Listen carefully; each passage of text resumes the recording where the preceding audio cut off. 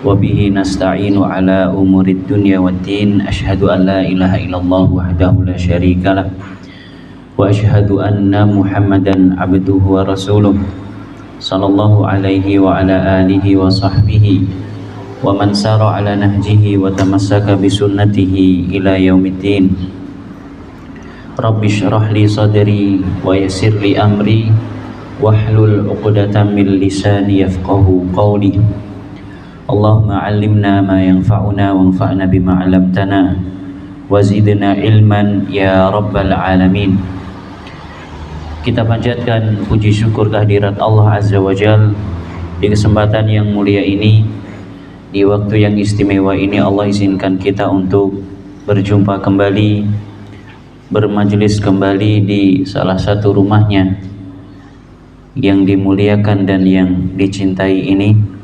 Kita berharap kepada Allah Subhanahu wa taala duduk kita adalah duduk yang Allah berkahi, yang diharapkan di dalamnya ilmu yang bermanfaat, yang nantinya akan membuahkan amal soleh sehingga bisa menjadi bekal kita, pemberat timbangan amal soleh kita di hari kiamat kelak. Amin ya rabbal alamin. Salawat dan salam semoga senantiasa tercurahkan kepada baginda kita, uswah hasanah kita, Nabi Agung Muhammad sallallahu alaihi wasallam, kepada keluarga beliau, para sahabatnya, serta segenap umat yang setia mengikuti jalan hidup beliau dengan baik dan benar. Bapak, Ibu dan hadirin rahimakumullah, insyaallah kita akan melanjutkan kajian kita membahas 10 sebab yang bisa mendatangkan kelapangan dada. 10 sebab yang bisa mendatangkan kelapangan dada. Pertemuan ini kita insyaallah akan membahas sebab yang ke-8. Sebab yang ke-8 yaitu ib'adu adwa'il qulubi wa asqamiha, menjauhkan diri dari penyakit-penyakit hati. Kalau kita ingin hati kita atau dada kita lapang, maka kita harus berusaha untuk menjauhkan hati kita dari penyakit-penyakit hati. Fa adwa'ul qulubi wa asqamuha wa ghawailuha katsirah. Penyakit hati, hal-hal yang bisa menjadikan hati rusak, menjadikan hati tidak tentram, itu sangat banyak. Wal qulub tamradu kama tamradul abdan, dan hati kita itu bisa sakit seperti halnya badan kita juga bisa sakit. Hati kita bisa mengalami sakit, merasakan sakit sebagaimana badan kita. Bal inna amradal qalbi laha ta'sirun azim ala sahibiha. Bahkan hati yang sakit atau penyakit yang menggerogoti hati itu pengaruhnya sangat besar terhadap pemilik hati tersebut. Orang kalau hatinya sakit, maka pengaruh yang muncul, yang timbul pada perilakunya, pada kesehariannya akan sangat besar. Di antara contoh penyakit hati yaitu adalah kal hasadi wal ghilli wal hiqdi wa ghairiha minal amradi al qalbiyah. Di antara penyakit hati seperti hasad, demikian pula iri, demikian pula benci. Ya, 3 hal ini sumbernya adalah dari dalam hati, atau dia adalah penyakit yang bisa menyerang hati kita. Hasad, dengki, kemudian kebencian, dan porosnya ada pada hati yang tidak qanaah. Hati yang tidak qanaah akan mendorong pemiliknya untuk hasad, menginginkan kenikmatan yang Allah berikan kepada orang lain pindah kepada dirinya. Atau minimalnya kenikmatan yang Allah berikan kepada orang lain tersebut itu hilang. Ini definisi daripada hasad. Orang yang hatinya hasad, dia pengen kalau kenikmatan yang Allah berikan kepada orang yang dihasati pindah kepada dirinya, atau minimalnya hilang, dari orang tersebut. Ini orang yang hasad. Kemudian al-ghil, ya maknanya kurang lebih sama, iri. Wal-hik, kebencian yang diawali dengan dendam.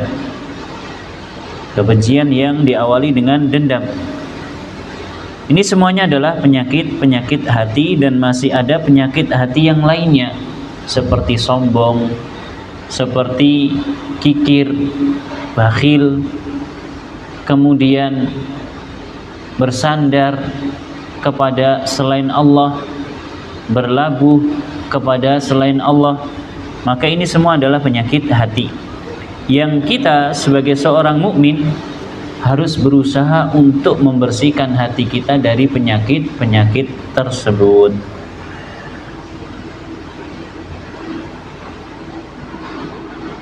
Fa inna hadhil khisal az-zamimah wal adwa al-mashinah idza dakhalat ilal qulubi aqabatha.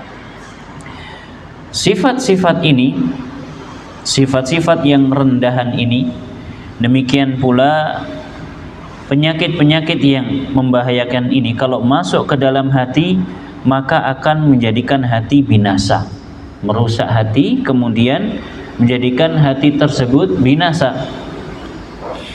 Apakah kebinasaan hati ini tatkala dia di dunia, atau hanya kelak di akhirat, atau bahkan dua-duanya? Tentu jawabannya adalah dua-duanya. Orang yang hasad, orang yang senantiasa hasad gak akan bisa hidup tenang, gak akan bisa hidup tentram. Orang yang sombong pun juga demikian. Orang yang tawakalnya tidak kepada Allah, dia tawakalnya kepada sebab, pun juga demikian. Hatinya tidak akan nyaman, tidak akan tenang. Dan nanti di akhirat akan dihisab oleh Allah Subhanahu wa taala. Bapak Ibu dan hadirin rahimakumullah, banyak perkara-perkara duniawi yang rusak sebabnya adalah karena hasad. Tadi apa definisi hasad? Ingin kenikmatan yang dimiliki oleh orang lain pindah kepada dirinya, atau minimalnya hilang, ben kapok, ya ben dois, hilang kenikmatan yang Allah berikan tersebut. Maka orang yang hasad, dia mencari-cari cara bagaimana caranya biar kenikmatan tersebut bisa pindah kepada dirinya, atau minimalnya apa tadi? Bisa hilang. Entah itu dengan cara yang terang-terangan ataupun yang tidak nampak. Dan diantara cara yang tidak nampak adalah dengan ain. Napa niku ain? Penyakit yang ditimbulkan, kerusakan yang ditimbulkan karena pandangan mata yang hasad, pandangan mata yang dengki. Dan ain itu hak, sebagaimana yang disampaikan oleh Nabi, al-ainu hak. Penyakit ain itu benar-benar ada. Penyakit ain itu benar-benar ada. Bagaimana konsepnya? Konsepnya seorang yang hasad melihat sesuatu yang tidak dia suka, kemudian akan ada jin yang ikut serta dalam hal tersebut sehingga merusak. Banyak rumah tangga yang rusak sebabnya karena ain. Rumah yang rusak sebabnya karena ain. Kendaraan dan seterusnya sebabnya adalah karena ain. Dan orang yang hasad pasti dia jauh dari zikrullah, mengingat Allah Subhanahu wa taala, jauh dari zikir.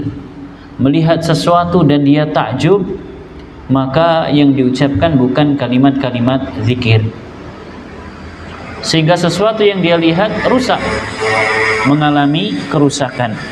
Ini diantara musibah yang ditimbulkan penyakit hati di dunia, di akhirat jelas sulit baginya untuk selamat. Sulit baginya untuk selamat. Pemilik penyakit-penyakit hati sulit untuk selamat dari azab Allah Subhanahu wa taala. Karena yang bisa selamat hanyalah orang-orang yang hatinya sehat, hatinya selamat. Yaumala yanfa'u malun wala banun illa man atallaha biqalbin salim. Di hari kiamat kelak tidak bermanfaat orang punya anak, orang punya harta banyak, tidak bermanfaat kecuali orang yang datang di hari kiamat kelak dengan membawa hati yang salim, hati yang selamat, hati yang sehat, selamat dari penyakit-penyakit hati tersebut. Orang punya anak bangga, anakku sukses, alhamdulillah merantau rono oleh penggawaian iki kui dan seterusnya. Tapi belum tentu tatkala di dunia anak tersebut mau berbakti. Kalaupun dia anak yang berbakti, walhamdulillah, kebaikan dan kenikmatan dari Allah Subhanahu wa taala. Tapi di akhirat kelak, meskipun kita punya 1000 anak yang berbakti, mereka tidak akan mampu memberikan manfaat untuk kita. Kenapa? Karena setiap orang akan sibuk dengan urusannya masing-masing. Yauma yafirrul mar'u min akhi wa ummihi wa abi wa sahibatihi wa bani likulli imri'in minhum yauma idzin sya'nu yughni. Hari kiamat kelak orang itu lari meninggalkan orang tuanya, meninggalkan anaknya, istrinya, semuanya ditinggalkan. Kenapa ditinggalkan? Apakah mereka tidak peduli? Karena masing-masing sibuk dengan urusannya sendiri-sendiri. Masing-masing akan diminta pertanggungjawaban. Nah, ini orang yang memiliki penyakit hati, maka sulit dia untuk selamat. Kenapa? Karena dia pasti ditanya oleh Allah Subhanahu wa taala. Karena dia pasti diminta pertanggungjawaban oleh Allah Subhanahu wa taala. Wa idza wasalat ila suduri adlamatha. Jika penyakit-penyakit hati ini masuk ke dalam dada, maka dada akan menjadi gelap. Wa tarattaba 'alaiha dhiqu sadri sahibiha. Dan akan menjadi sesak dada pemilik hati yang sakit tersebut. Orang kalau hatinya sakit, dadanya mesti sesak. Gimana kira-kira ungkapan orang-orang kita? Menggambarkan keadaan hatinya yang tidak senang dengan kenikmatan yang Allah berikan. Misalnya, sumpek aku delok cah kai, sesek aku ngerasa kayak ini itu dan seterusnya. Hati yang sakit, yang masuk ke dalamnya penyakit-penyakit hati sehingga dadanya pun menjadi sempit. Wa ka'abatu halihi wa su'u aqibatihi wa ma'alihi. Jika penyakit masuk ke dalam dada, maka keadaannya pun akan tidak enak dan juga akan buruk kesudahan dan tempat kembalinya. Nas'alullah as-salama wal afiyah. Maka tugas kita harus menjauhkan hati kita dari penyakit-penyakit hati. Berusaha kita bersihkan, ya. Kita yang mungkin gampang emosi atau gampang terpancing, berusaha, kurang sabaran, berusaha untuk disabar-sabarkan dan seterusnya.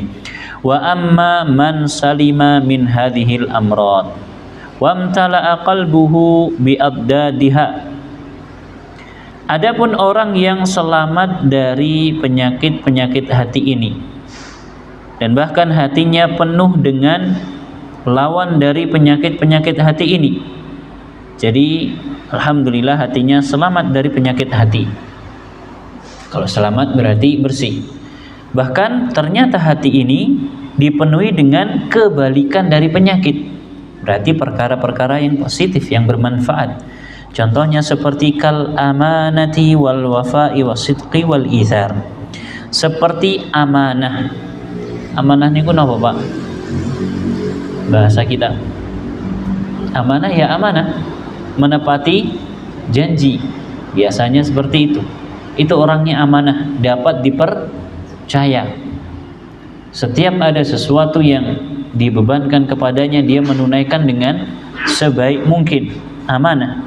Wal wafa, demikian pula al wafa, menunaikan. Ketika diberikan tanggung jawab, dia tunaikan dengan penuh tanggung jawab. Wasid, demikian pula asid, jujur. Kejujuran yang muncul dari dalam hati, bukan kejujuran karena terdesak dan terpaksa. Kejujuran yang memang muncul dari dalam hati. Wal isar, demikian pula al isar. Apa itu al isar? Mendahulukan orang lain. Ini adalah hal-hal yang positif, yang merupakan lawan dari penyakit-penyakit hati. Nah, orang yang hatinya dipenuhi dengan hal-hal semacam ini, fa inna hadhil ma'ani tan'akisu ala sahibiha bilinsyirahi fi sadrihi. Pemiliknya akan merasakan kelapangan hati. Orang yang hatinya penuh dengan kebaikan-kebaikan, maka hatinya pun, dadanya pun akan lapang. Kalau diberikan tugas, ya enteng. Kalau diberikan amanah, ya dia tanggung jawab. Dihadapkan dengan sesuatu yang dia bisa ngalah, maka dia ngalah. Ini namanya isar. Maka ini adalah hal-hal yang bagus, yang bisa menjadikan hatinya menjadi lapang, dadanya menjadi lapang. Kecuali dalam hal ketaatan. Maka dalam hal ketaatan, la isara fiha, tidak ada yang namanya isar, mendahulukan orang lain. Kalau dalam hal ketaatan tidak ada yang namanya mengedepankan orang lain. Maksudnya bagaimana? Dalam hal ketaatan, dalam hal sesuatu yang tidak mungkin kalau dilakukan satu orang, yang lain pasti tidak mungkin bisa melakukannya, maka kita harus berlomba-lomba. Contohnya, kita sholat berjamaah. Maka kita tidak diperkenankan untuk melakukan isar. Monggo Pak, jenengan mohon saya ngajeng. Monggo. Rebutan buri. Gak boleh kita ngalah dalam hal semacam ini. Kita harus yang paling depan. Kenapa? Karena berbeda antara saf depan dengan saf belakangnya. Maka sebisa mungkin dalam hal semacam ini kita berlomba-lomba untuk menjadi yang terdepan. Isar yang dimaksudkan di sini, mendahulukan orang lain, yang dimaksudkan di sini adalah dalam hal-hal yang tidak bernilai semacam itu. Misalkan ngantri, kemudian kita melihat orang yang lemah, kita dahulukan. Ini isar. Kita naik motor, kemudian ada orang nyebrang, ya kita berusaha untuk ngerem supaya bisa nyebrang dulu. Ini isar. Dan ini adalah bagus. Namun dalam hal ketaatan, maka hendaknya kita berlomba-lomba. Warahati fi qalbihi. Kalau hal-hal yang positif masuk ke dalam hati, maka akan menimbulkan rohah, kenyamanan. Wattuma'ninah fi nafsihi. Demikian pula tuma'ninah, ketenangan pada jiwanya. Imam Ibnu Taimiyah, Syekhul Islam Ibnu Taimiyah rahimahullah, di dalam bukunya Amradul Qulubi wa Shifa'uha, penyakit-penyakit hati dan obatnya, beliau mengatakan, wal Qur'anu shifa'un lima fis suduri wa man fi qalbihi amradus syubuhati wasyahawat. Al-Qur'an merupakan obat, merupakan penawar dari penyakit yang ada di dalam dada. Demikian pula penawar bagi orang yang di dalam hatinya terdapat penyakit-penyakit berupa syubhat dan syahwat. Al-Quran fungsinya adalah sebagai penawar hati, pelunak hati kita. Kalau kita merasa hati kita keras, maka lunakkanlah dengan Al-Quran. Baca Al-Quran. Tidak hanya baca Al-Quran kemudian coba dibaca terjemahnya, coba dibaca tafsirnya, coba dihayati isinya. Nanti hati kita akan menjadi lunak. Hati kita akan menjadi lunak. Maka Al-Quran adalah syifa, penyembuh, penawar terhadap segala sesuatu yang ada di dalam hati, termasuk pula penyakit-penyakit syubhat dan syahwat. Penyakit syubhat yaitu adalah penyakit yang sumbernya adalah kesalahan di dalam belajar. Yang dipengaruhi oleh penyakit syubhat adalah keilmuan atau pemahaman. Ini syubhat, penyakit yang sebabnya adalah kesalahan di dalam belajar, sehingga yang terpengaruh adalah keilmuannya, pemikirannya melenceng, pemikirannya nyeleneh, pemikirannya menyelisihi pemikiran yang benar, akidahnya melenceng. Tapi bagus, dia itu seperti ini, seperti itu, penampilannya bagus, iya, cuman pemikirannya melenceng. Dan betapa banyak orang yang casingnya luar biasa, tapi isi dalamnya campur aduk. Penampilannya Masya Allah pakai jubah, pakai peci, pelihara jenggot. Yang perempuan pun juga demikian, pakai cadar, pakaiannya gelap, dan seterusnya. Namun isi dalamnya campur aduk. Isi dalamnya campur aduk. Kenapa? Karena adanya syubhat, karena adanya kesalahan dalam belajar, sehingga pemahamannya pun melenceng. Na'udzubillahi min dzalik. Orang yang pakai celana cingkrang, bukan hanya kita yang duduk di sini. Orang yang pakai jenggot bukan hanya kita yang duduk di sini, pakai jubah bukan hanya kita yang duduk di sini. Sehingga tidak bisa kita menghukumi orang hanya dengan tampilan luarnya saja. Memang kita dibebani untuk melihat luarnya, tapi untuk memastikan maka kita harus pastikan isi dalamnya. Maksudnya adalah bagaimana pemikirannya. Apakah pemikirannya lurus, pemikirannya baik-baik saja, atau pemikirannya melenceng. Ini penyakit syubhat. Sebabnya adalah kesalahan dalam belajar, sehingga keilmuannya pun salah, pemahamannya pun salah. Akhirnya banyak yang ruwet dan akhirnya ngawur. Apalagi kalau orang-orang yang punya syubhat ini, dia dianggap, ditokohkan sebagai ustadz atau kiai. Kemudian dia berbicara di hadapan publik, bahkan dia berfatwa, menjawab pertanyaan. Bahkan ada di antara orang yang tidak ditanya saja, buat pertanyaan sendiri kemudian dijawab sendiri. Kurang penggawean. Apa tujuannya? Untuk memframing, mempengaruhi orang-orang seakan-akan dia ini orang yang punya ilmu, padahal salah kaprah. Kalau tidak tahu, mengapa tidak kita katakan la adri, saya tidak tahu, supaya tidak sesat dan menyesatkan. Dan sekarang dengan adanya media massa, ya banyak sekali terbuka, semua orang bisa akses, semua orang bebas memilih mana yang benar, mana yang salah, mana yang baik, mana yang kurang baik, mana yang tidak baik sama sekali. Maka kita harus bisa memfilter, harus pintar-pintar menyaring. Karena tadi tidak semua orang yang penampilannya sama dengan kita kemudian memiliki pemahaman yang sama. Nas'alullah as-salama wal afiyah. Ini terkait dengan penyakit syubhat.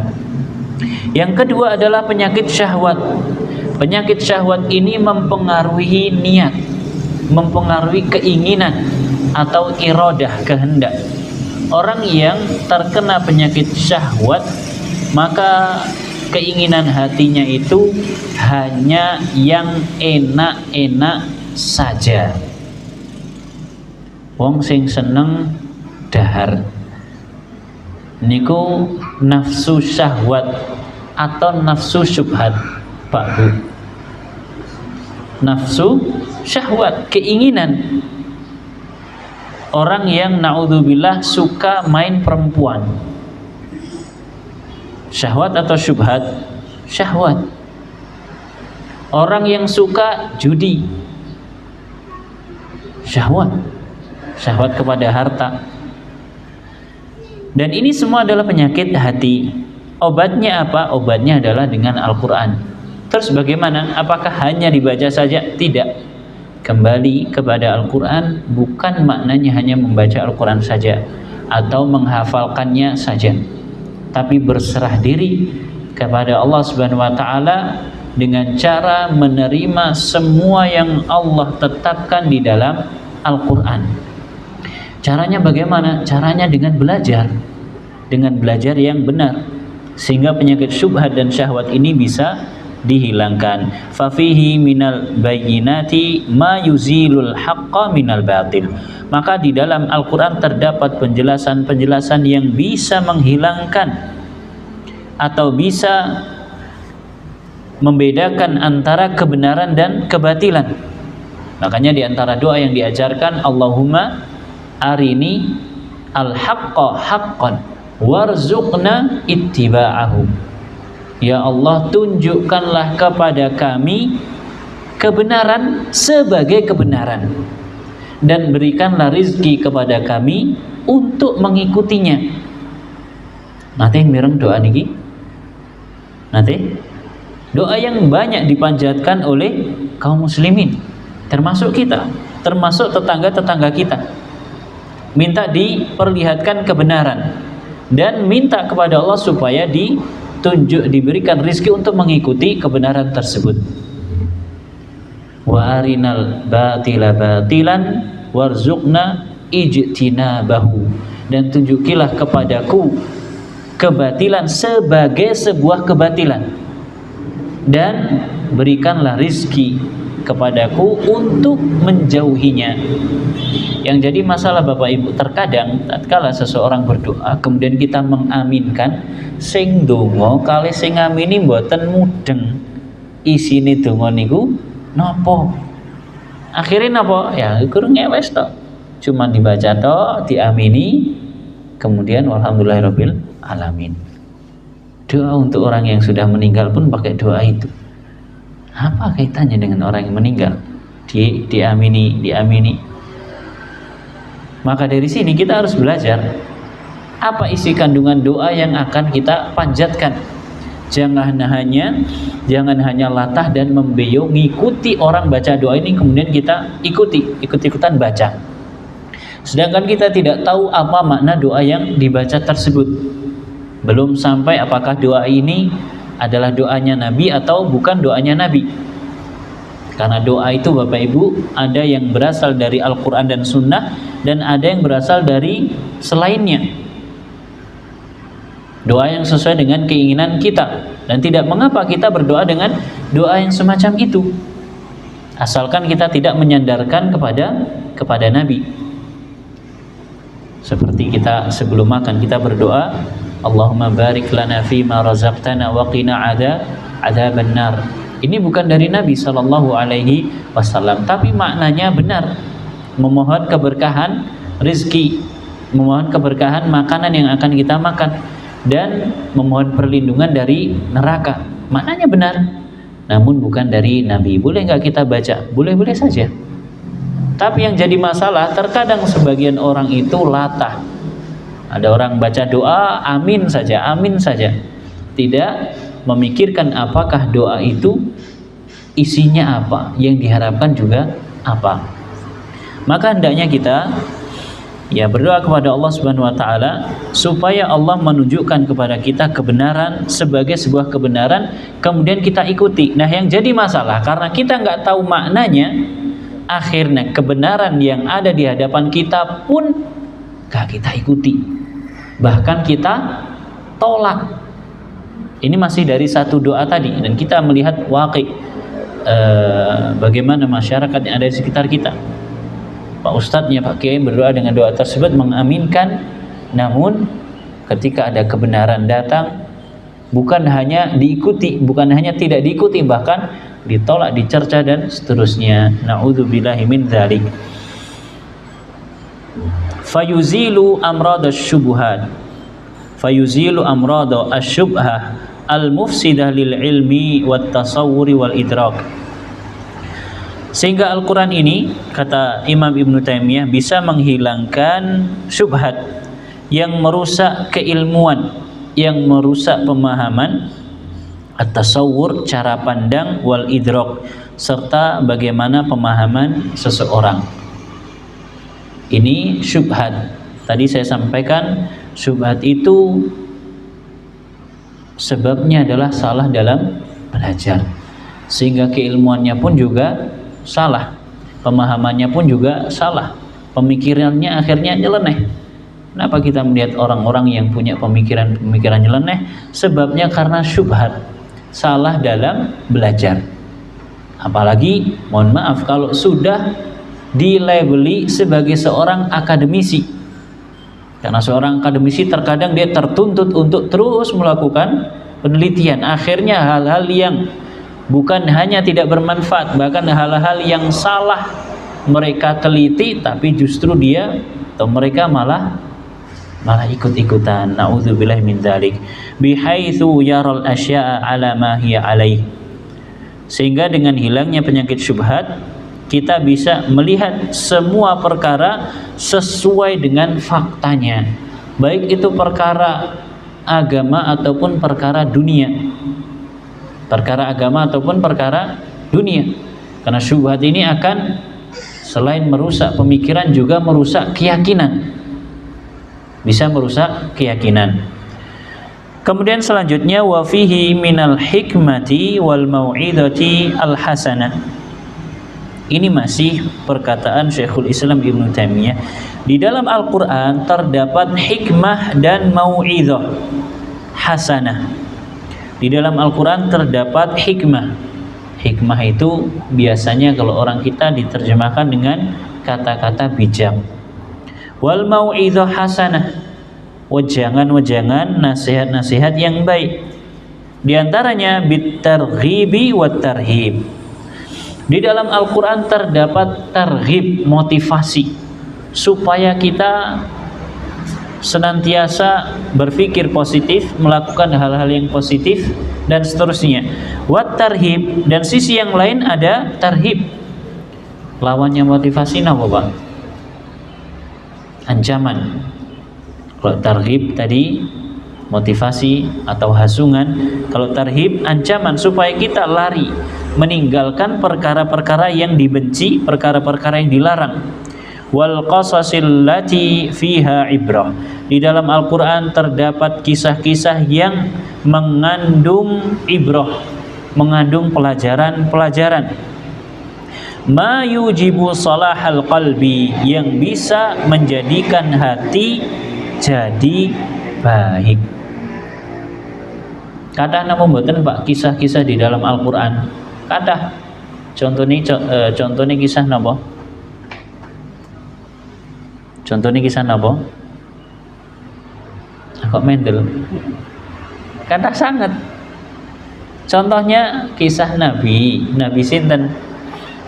Nabi Musa, Nabi Yusuf, Nabi Ayub. Kemudian orang-orang soleh. Contohnya sinten? Dia wingi Jumat mau surat Al-Kahfi napa mboten? Nah, di dalam surat Al-Kahfi ada beberapa nama orang. Ada Dzulqarnain, kemudian sinten malih? Ya'jud Ma'jud. Ya termasuk kisah. Dan mereka adalah makhluk yang saat ini sudah ada. Tujuannya adalah ibrah, pelajaran yang harus kita ambil, bagaimana kita bersikap, bagaimana kita mengambil sikap dari kisah-kisah tersebut. Kisahnya Nabi Yusuf misalkan, Nabi Yusuf digoda oleh permaisuri raja. Kemudian yang goda bukan Nabi Yusuf, yang goda permaisurinya. Terus nama malih, permaisurinya yang mempersiapkan ruangan kosong, ini itu dan seterusnya. Tidak ada yang mengetahui kecuali mereka berdua setelah Allah Subhanahu wa taala. Tapi Nabi Yusuf milih tidak. Apa sebabnya? Karena Nabi Yusuf mendapatkan tanda dari Allah Subhanahu wa taala. Ini kisah yang kita mengambil pelajaran. Kira-kira apa pelajarannya, Pak? Bapak-bapak terutama, hati-hati ya, banyak apa? Banyak bahaya yang mengancam kita. Ya, terkadang dalam kondisi tertentu, situasi tertentu, ya seseorang haji mumpung ana kesempatan ngopo ora dimanfaatke, akhirnya terjatuh dalam kemaksiatan. Bukan hanya perzinaan saja, ada pencurian, ada ini itu dan seterusnya.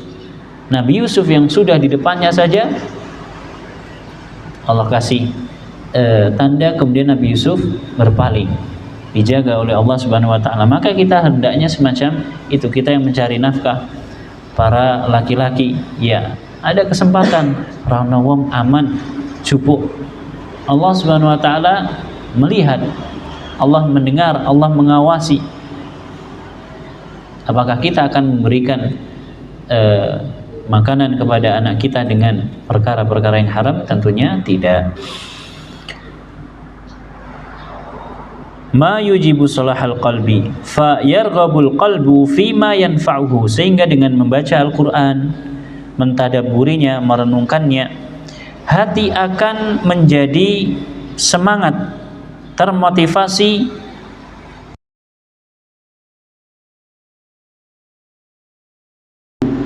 dan hati tersebut akan berusaha untuk menjauhi atau membenci perkara-perkara yang bisa memadaratkan hati. Fayabqal qalbu muhibban lirrasyad, sehingga dengan sebab Al-Qur'an hati akan senantiasa terus muhibban lirrasyad, senantiasa cinta terhadap perkara-perkara yang lurus, yang mendapatkan bimbingan dari Allah Subhanahu wa taala.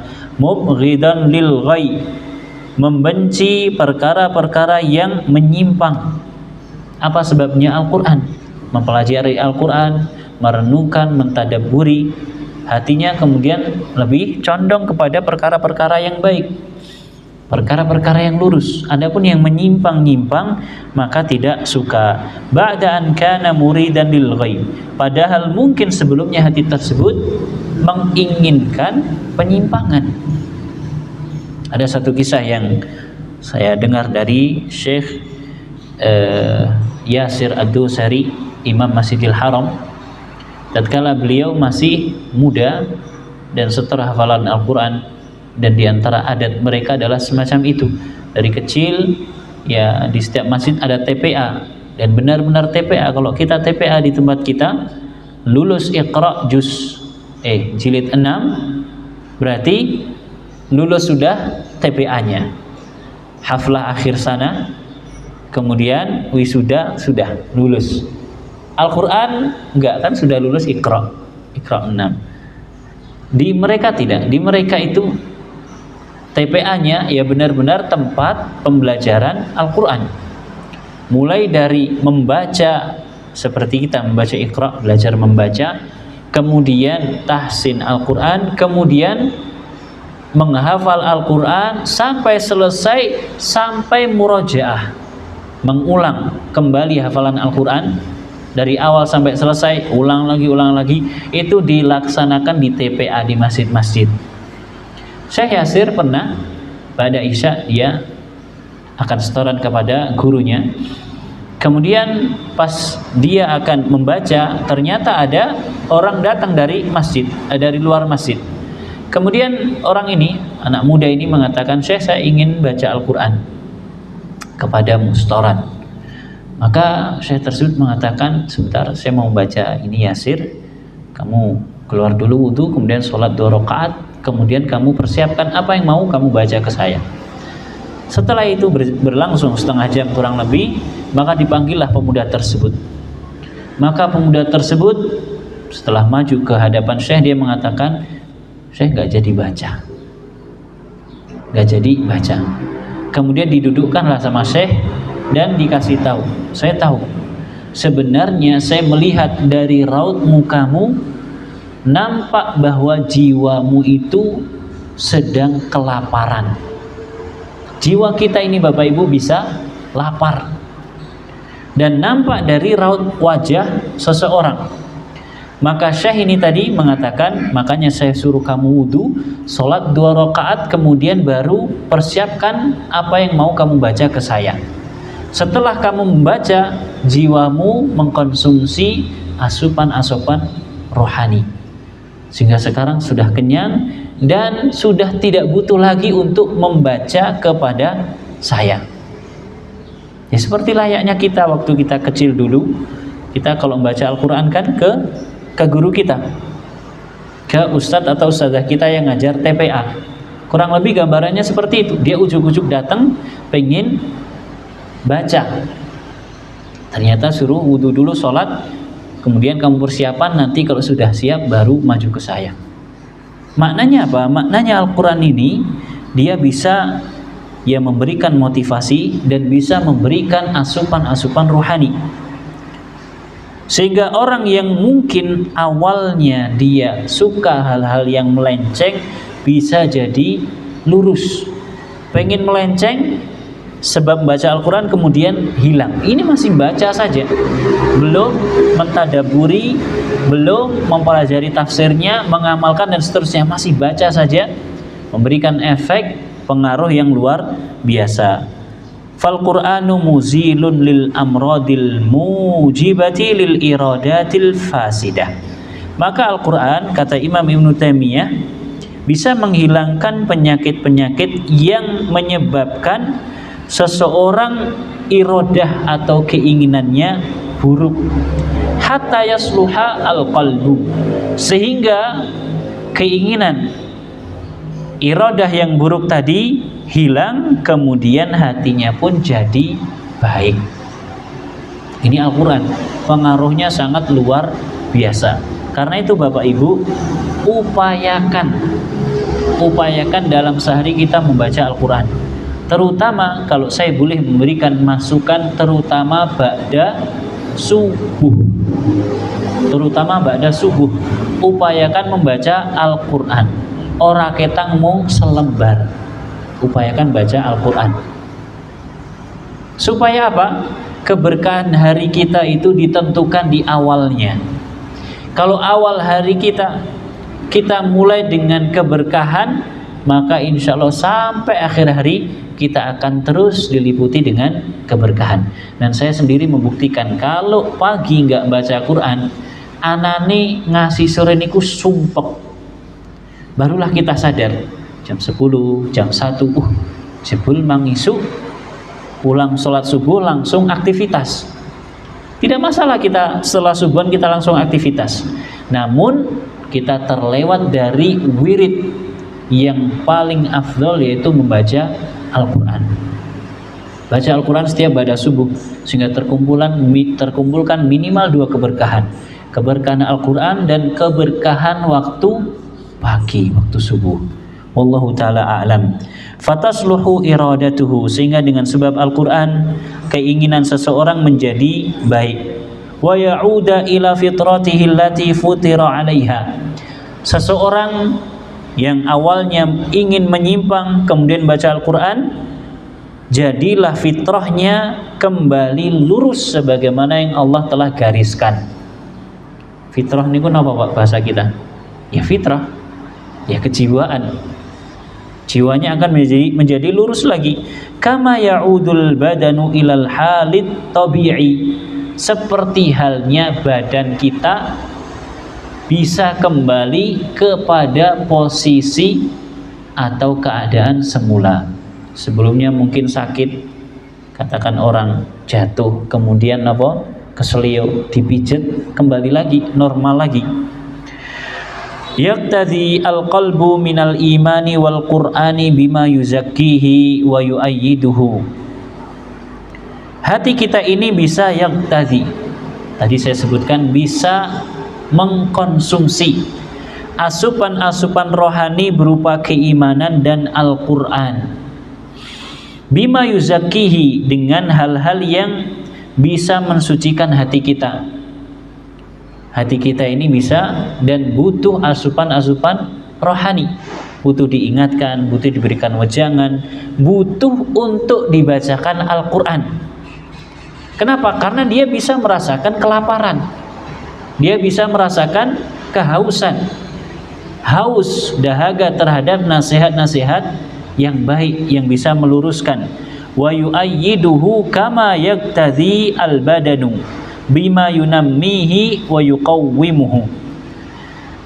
Hati kita bisa mengkonsumsi asupan-asupan rohani dan menjadi kuat kembali sebagaimana badan kita itu bisa tumbuh, berkembang dan bisa menjadi kuat dengan sebab asupan-asupan yang sifatnya materi, makanankah itu, minuman dan seterusnya. Fa inna zakatal qalbi mithlu nama'il badan, karena sucinya hati itu sama dengan berkembangnya badan. Nah, ini yang jadi masalah. Yang jadi masalah Bapak Ibu rahimakumullah, sebagian orang mereka fokus untuk menjaga kesehatan fisik mereka. Makan, milih-milih makannya. Gak mau makan yang gorengan-gorengan, maunya yang rebusan. Dok, godok. Nama malih mie, godok. Sego godok, ratuyan sego goreng. Ahad pagi senam aerobik, jogging, lari. Ini bagus. Tapi sayang sebagian orang mereka fokus, kecuali yang senam aerobik tadi, nggih. Kalau yang makanan kemudian jaga kesehatan bagus. Namun sangat disayangkan banyak orang yang tidak peduli dengan kesehatan hatinya.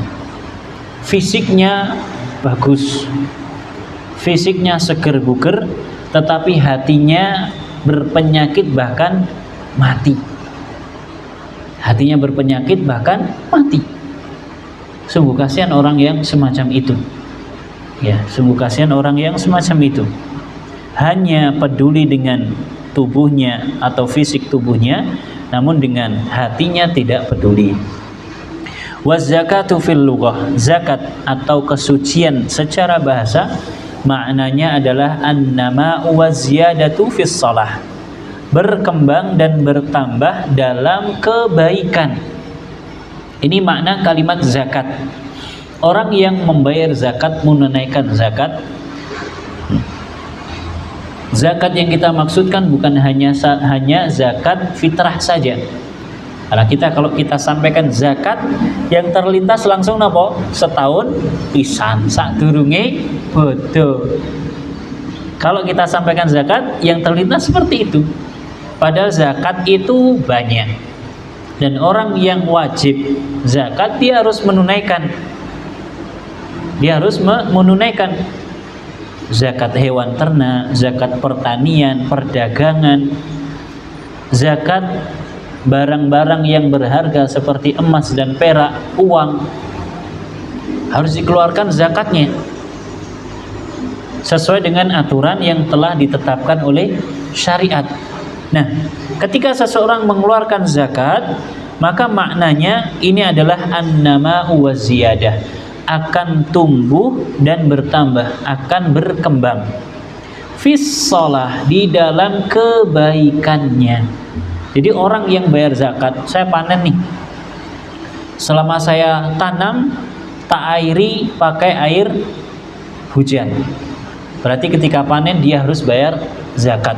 Dari total panen dikeluarkan berapa persennya, 1/10 atau 1/20, sesuai dengan pengairannya. Kalau dia diairi dengan hujan atau dengan air yang memang sudah masuk ke ladangnya, maka lebih banyak, 1/10. Kalau pengairannya itu harus pakai tenaga, misalkan harus pakai diesel dan seterusnya, maka 1/20. Ini harus dikeluarkan.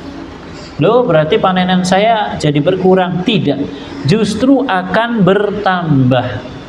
Apa yang bertambah? Keberkahannya dan bertambah nilainya di sisi Allah Subhanahu wa ta'ala. Banyak di antara kita yang mungkin profesinya sebagai petani, mereka tidak tahu bahwasanya zakat pertanian itu adalah tatkala setiap kali panen. Dari hasil panen yang bisa disimpan dan dikonsumsi, konsumsi sebagai makanan pokok. Gimana kalau buah-buahan, sayur-sayuran tidak ada zakat?